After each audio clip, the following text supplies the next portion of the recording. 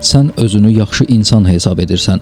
Çünki qarnın toxdur, çünki yatağın istidir, çünki səni küçədə qorxudan heç nə yoxdur.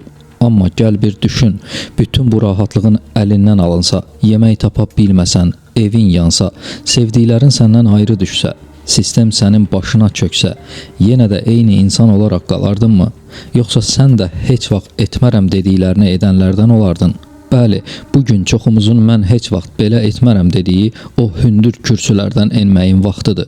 Çünki əxlaq dediyimiz anlayış əslində çox vaxt bir təhlükəsizlik məhsuludur. Cəmiyyət bizə əxlaqı sarsılmaz bir qanun kimi təqdim edir. Amma gəlin dürüst olaq, tox olanda bölüşmək əxlaq deyil, bu sadəcə nəzakətdir. Əsl əxlaq sınağı sonuncu parça çörək üçün kimisə itələmək məcburiyyətində qaldığın an başlayır. Psixologiya bizə deyir ki, prefrontal korteksimiz, yəni beynimizin o mədəni, etik qərarlar verən hissəsi gərginlik anında elektrikləri söndürür. İdarə etməni beyindəki amigdala bölməsi ələ alır və amigdala nə etikadan anlayır, nə də ki müqəddəs kitablardan. O yalnız bir dili bilir: yaşa. Bu danışdıqlarımız insanın bioloji tərəfi, sağ qalmaq üçün proqramlaşdırılmış o qədim mexanizmlər idi. Acam, ona görə oğurluq etməyə məcburam. Lakin 18-ci əsrdə fəlsəfə tarixinin ən böyük simalarından biri, Alman klassik fəlsəfəsinin banisi Immanuel Kant insan təbiətinə dair bu bəsit baxışı kökündən dəyişən bir iddia irəli sürdü. Kant hesab edirdi ki, insanı sadəcə bioloji ehtiyacların və instinktlərinəsirinə çevirmək, onu heyvan səviyyəsinə endirməkdir. Onun fəlsəfəsinə görə həqiqi insan olmaq, bioloji proqramdan, yəni amigdalanın qorx və ya hücum et əmrindən üstün dura bilmək bacarığıdır. Kant gəlir və bizə deyir ki, əgər sən yalnız şərait imkan verəndə, qarnın tox olanda yaxşı insansansa, sən əslində heç vaxt daxilən azad və əxlaqlı olmamısan. Sən sadəcə instinktlərinin yaxşı nizamlanmış bir qulusan.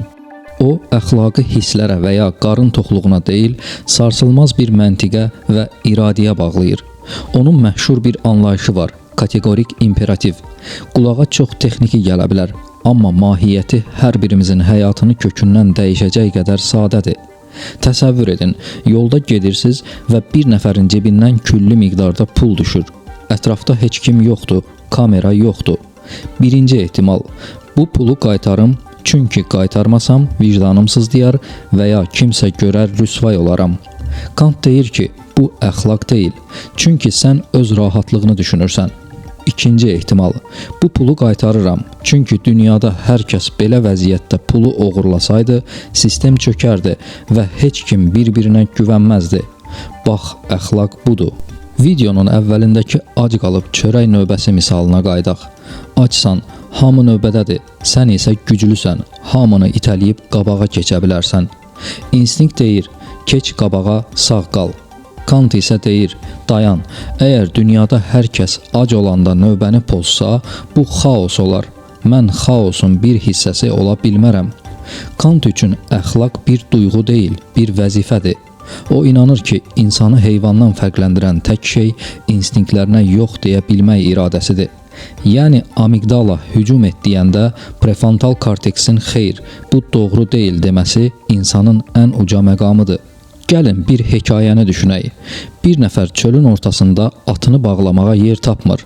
O yerə möhkəm bir dəmir paya vurur və atını bağlayır. Amma bunu edərkən ağlından bir fikir keçir. Bu dəmiri burada elə bərkidim ki, məndən sonra bura gələn yorğun yolçular da atlarını bağlayıb rahat dincələ bilsinlər. Bu, saf bir xeyirxahlıqdır, elə deyilmi? Bir neçə gün sonra oradan bir piyada keçir. Qaranlıqda ayağı həmin dəmirə ilişir və yıxılır. O dəmiri yerdən söküb kənara atır və düşünür: bu dəmiri buradan çıxarım ki, məndən sonra keçən insanların ayağına ilişməsin, kimsə xəsarət almasın. Baxın, iki tamamilə zid hərəkət. Biri dəmiri yerə vurur, digəri çıxarır. Amma hər ikisinin daxili səsində eyni mənəvi prinsip var: məndən sonraki insanlara faydalı olmaq. Kant bu mənzərəni görsəydi, hər iki adamı da eyni dərəcədə əxlaqlı adlandırardı. Çünki Kantın fəlsəfəsində əxlaqın tərəzisi hərəkətin gətirdiyi fayda və ya zərər deyil, o hərəkətin arxasındakı məntiqi niyyətdir. Müasir dünyada biz çox vaxt insanların nəticələrə görə mühakimə edirik. Məsələn, bir həkim xəstəni xilas etmək üçün ən doğru müdaxiləni edir, amma xəstə ölürsə, cəmiyyət bəzən həkimi günahlandırır. Kant isə deyir, xeyr, əgər o həkim hər bir insan həyatı müqəddəsdir prinsipi ilə hərəkət edibsə, o əxlaqlıdır. Nəticə onun iradəsindən kənardadır. Hekayədəki hər iki şəxs Kantın kateqorik imperativinə uyğun davranır. Hər ikisi öz hərəkətini qanuniləşdirərkən düşünür. Mən elə etməliyəm ki, mənim bu davranışım hər kəs üçün bir qanuna çevrilə bilsin. Atını bağlayan deyir, hər kəs özündən sonrakına kömək etməlidir. Dəmiri çıxaran deyir, hər kəs başqasının yolundakı maneəni təmizləməlidir. Bugün biz, mən yaxşılıq etdim, amma əvəzində pislik gördüm deyib küsürük. Kant isə bizə təsəlli verir. Əxlaq sınağı dünyanın sənə necə cavab verməsi deyil, sənin dünyaya hansı prinsiplə cavab verməndir. Dünya sənin xeyirxah məqsədlə vurduğun dəmirə ilişib yıxıla bilər, amma bu, sənin daxilindəki əxlaq qanununun parıltısını azaltmır. Bəlkə də həyatda hər şeyi nəzarətdə saxlaya bilmərik. Atımızı bağladığımız dəmir başqasının ayağına ilişə bilər, amma bizdən geriyə qalan nə vurduğumuz dəmir, nə də sökdüyümüz maneədir. Bizdən geriyə qalan yalnız o hərəkəti edərkən daşıdığımız niyyətin saflığıdır. Din məsələsinə Kant belə toxunurdu. Əgər sən cənnətə getmək üçün kiməsə kömək edirsənsə, sən əslində rüşvət verirsən. Sən o insanı sevdiyin üçün yox, öz gələcək mənfəətin üçün yaxşılıq edirsən. Kant deyirdi ki, əxlaq dinə deyil, din əxlaqa söykənməlidir. Yəni, yaxşı insan olduğun üçün ibadət etməlisən. İbadət etdiyin üçün yaxşı insan obrazı yaratmamalısan. Kantın nəzərində əxlaq bir lüks deyil, insanın onurğasıdır. Böhran gələndə bəli, hamımız soyunuruq. Amma bəziləri çılpaq qalsa da ləyaqətini bir paltar kimi üstündə daşımağa davam edir. İndi özümüzdən soruşmalıyıq. Sənin əxlaqın hava şəraitinə görə dəyişən bir termometrdir, yoxsa fırtınalarda belə istiqaməti dəyişməyən bir kompas? Kantın o soyuq və qətiyyətli fəlsəfəsi əslində bugün hər birimizin istifadə etdiyi müasir insan hüquqları bəyannaməsinin və modern hüququn təməl daşıdır. Kant olmasaydı, bəlkə də hüquq sistemi hələ də güclü olan haqlıdır prinsipi ilə işləyərdi. Gəlin Kantın bu ağır fəlsəfəsini müasir dünyamıza, qanunlarımıza və azadlığımıza necə təsir etdiyinə nəzər yetirək. Kantın ən böyük mirası budur.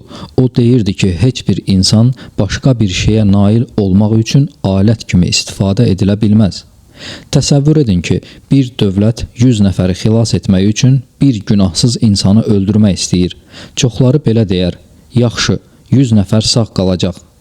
Modern hüquq və Kant isə deyir, xeyr, o bir nəfərin ləyaqəti və həyatı bütün dünya qədər dəyərlidir. Biz o insanı vahid kimi görüb qurban verə bilmərik. Məhz buna görə bugün işgəncə qadağandır. Çünki sən insanı məlumat almaq üçün bir alətə çevirə bilməzsən. Bugün konstitusiyaların ilk maddələrində yazılan insan ləyaqəti toxunulmazdır cümləsi birbaşa Kantın məhsuludur. Əgər sən birinə sadəcə vəzifəsinə, puluna və ya gücünə görə hörmət edirsənsə, sən hələ də ibtidai dövrdəsən. Kant deyir ki, insanın dəyəri onun nə bacardığında deyil, insan olmasındadır. Məhz buna görə də hüquq qarşısında direktorla işçi, varlı ilə kasıb bərabərdir. Qanun sənin qiymətinə deyil, dəyərinə baxır. Kant inanırdı ki, insan ağlı olan bir varlıqdır və özü üçün nəyin yaxşı olduğunu özü seçməlidir. Məsələn, kimsə sənə gəlib, mən səndən çox bilirəm, sən belə yaşamalısan deyə bilməz. Bu, modern hüquqda fərdi azadlıqların əsasıdır.